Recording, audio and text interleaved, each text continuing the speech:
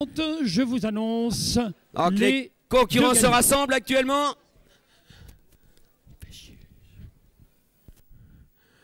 Concurrents s'approchent du starter. Je vous rappelle que dans ces épreuves, il y a un leader. Ce leader emmène le peloton. Le but, c'est de courir en peloton.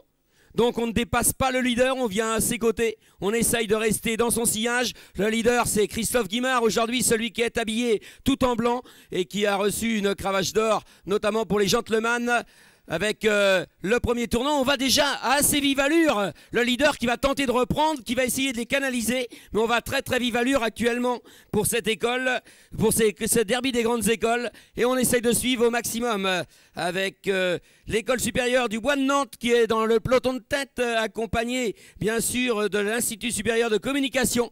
Puis des élèves qui font leur début aujourd'hui sur les hippodromes. Apprendre à courir en peloton, c'est aussi cela.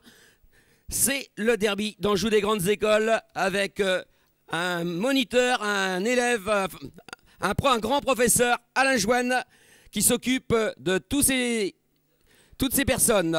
Et pour l'instant, juste derrière le leader, eh bien, on a monsieur Pierre-Yves Braque de Perrières qui a pris le leader vraiment dans le sillage. Il est à une longueur et il semble attendre de déboîter pour pouvoir lancer le sprint final. On est dans la ligne opposée, un peloton somme toute assez étiré quand même parce qu'on est allé assez vite en début de course.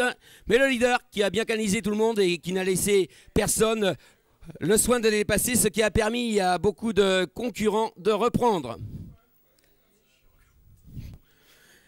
Concurrents sont dans le tournant final.